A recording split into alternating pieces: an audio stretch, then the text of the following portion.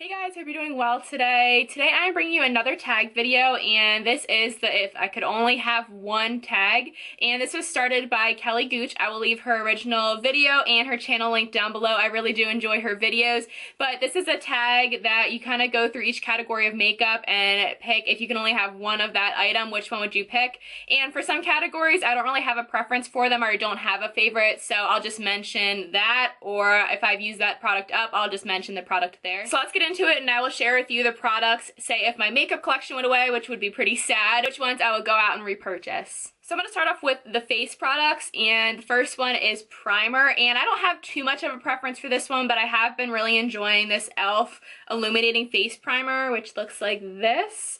And it is pretty much the consistency of the Benefit Professional, but it does have some like gold shimmers in it, and I feel like it makes my foundation look really good. I like applying this, then spraying my Mario Badescu spray, and then applying my foundation, and I feel like my foundation hasn't looked cakey since I started using this primer. It's only $6, so I feel like if my makeup collection went away, I could probably just go out and repurchase this primer pretty quickly because it is so affordable and accessible.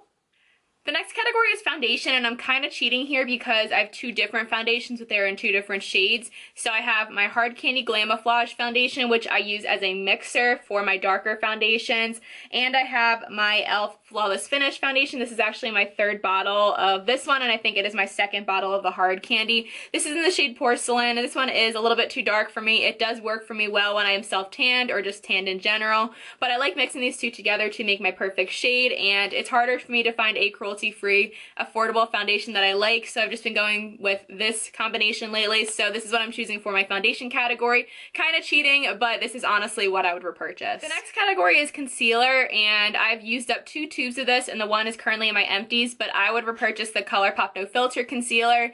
The Fair 5 and the Fair Neutral work pretty well for me. They just kind of have different undertones, but I would repurchase the Colourpop No Filter concealer because I love the coverage of it, and it does blend super well underneath my eyes. It mixes well with foundations, and I'll insert a picture of what it looks like here.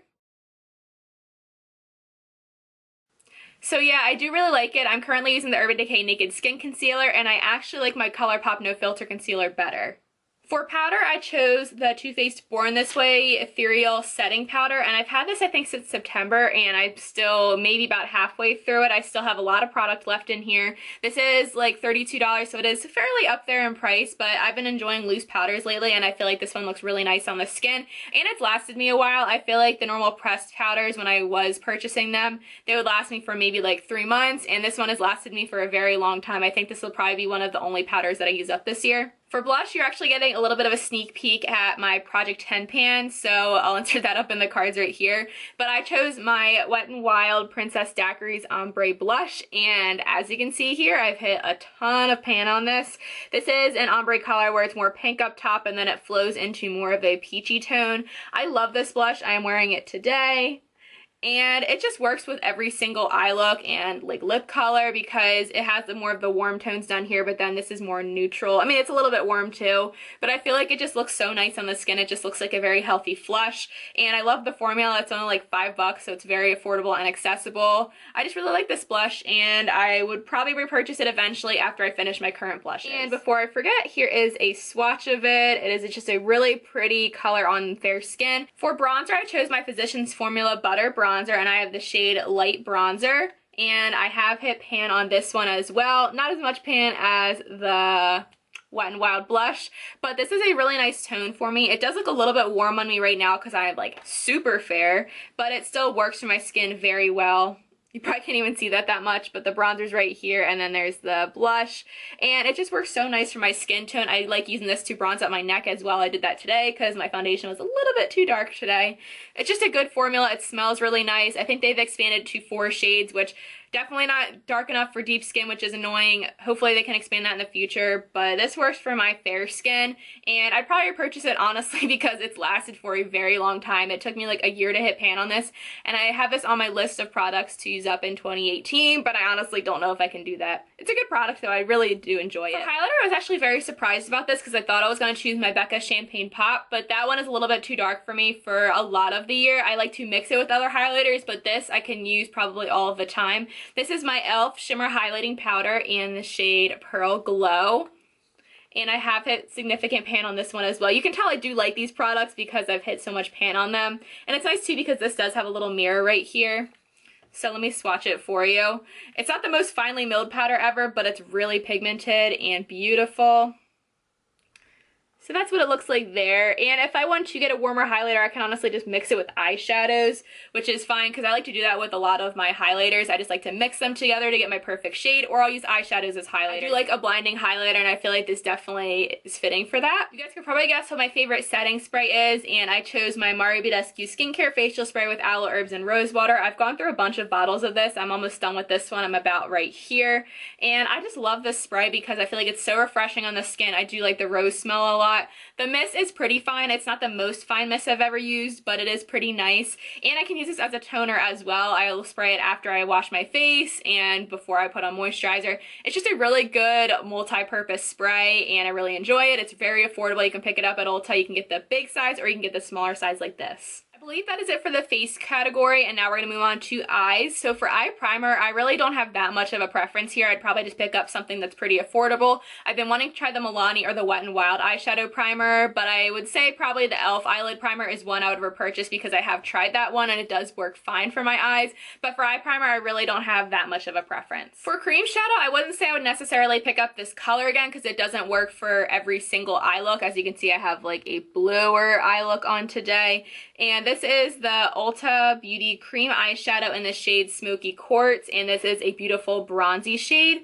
So this wouldn't work for blue eyeshadow or very colorful eyeshadows, but the formula is super nice, so I would pick up something in this formula. And then here's a swatch of this color. So I think it is a dupe for Maybelline's Bad to the Bronze Color Tattoo, and this is a cruelty-free option. As you can see, I do not have that much left in here. I have this in one of my project pans. So for me, I'd probably just pick up another color or any color in this Ulta Beauty Cream Shadow line because the formula is really nice. For the eyeshadow palette, if I could only have one, you guys could probably guess it, and it is my Morphe and Jaclyn Hill palette. This is probably my most used palette other than my Z palette because I'm currently panning that one. So here are what the colors look like, and as you can see, I have hit pan on this champagne-y shade right here. I believe that is in Faint. So a sneak peek for my Project Pan porn, I'll link that up in the cards. But I love this palette so much. I did use a lot of the colors on my eyes today. I used that black, this blue shade, and I used my Tarte Make Believe in Yourself palette for the purple and like the periwinkle color. But I really do enjoy this palette. I do have a review, so I'll link it up in the cards. Here are a couple of the swatches, and I don't typically swatch these colors. I typically just swatch my favorites when I talk about this palette, but as you can see, these do have really nice pigment. Some of the mattes do feel a little bit dry, but I know like reds typically feel a little bit dry when you put your finger into them, but they all blend super well, and I love this palette so much. I feel like it has everything I need, although it could use a matte cream shade and a cool tone transition shade, but that's all I would put in it, at least for me personally. I feel like this could work for a variety of different skin tones, and it has pops of color in it. It has all the warm colors that I like. So I really do enjoy this palette. As you guys know, I talk about it all the time, and I just think it's a good price.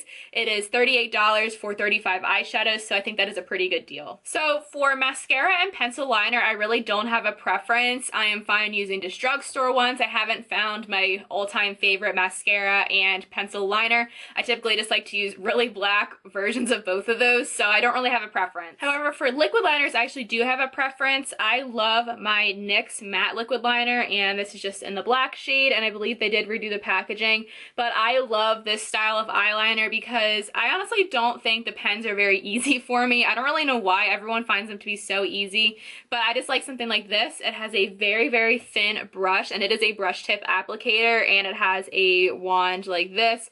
It's not like a calligraphy style pen. I just prefer this, and I think it is so black. It does dry matte. It's very easy, and I'm wearing it today. I just love this eyeliner so much, and I think this is the second one that I've repurchased. I used to use the NYC one all the time, but then I moved over to the NYX, and I just love this eyeliner. It's very affordable, and it works super well for me. For brows, I chose my NYX Tinted Brow Mascara, and this is in the shade Brunette. I got this off recommendation from my friend Angela. I will link up our Get Ready With Me video in the cards because we tried out some of each other's favorite products, and this was one of hers, and I really enjoy this. This is a tinted brow gel, and it does have a very thin, tiny wand, which I feel like is great for just putting it on your brows really quickly without having to worry about making a mess.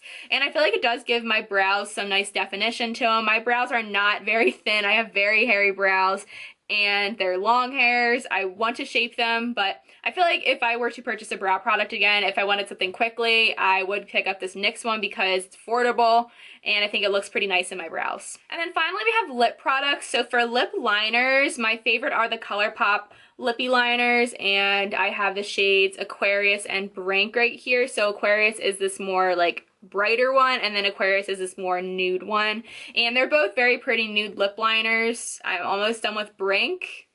So you can see here, it's very, very tiny. And then Aquarius, I'm actually on my second one. Honestly, they look very similar. So here's Brink, and then here's Aquarius. I'm panning Brink right now, and then I'll move on to Aquarius after I finish up the Brink liner. But these are really creamy. I feel like they're very comfortable on the lips. And then for lipstick, I know I don't have this product in front of me, and I actually haven't had it in about a year or so, but I would love to repurchase my Colourpop Ultra Satin Lip in the shade Alyssa. That is a perfect dupe for the shade MAC Faux, and since MAC is not cruelty-free, I would love to have a dupe of Faux because that was my favorite lip color for a very long time, and I just love the Colourpop Ultra Satin formula. I'm going to insert a picture of what Colourpop Alyssa looks like right here. So that was the end of this tag. So these are the products that if my makeup collection somehow went away and I had to repurchase different products, I would pick up these ones. These are my favorite products in my collection. I use them all the time, and I definitely have some other favorites, but I feel like these are just my standout ones that I would definitely repurchase if I somehow didn't have them anymore. Thank you to Kelly Gooch for starting this awesome tag. I had so much fun doing it, and thank you guys so much for watching. Please subscribe if you haven't already, and I will see you guys in my next video. Talk to you later. Bye.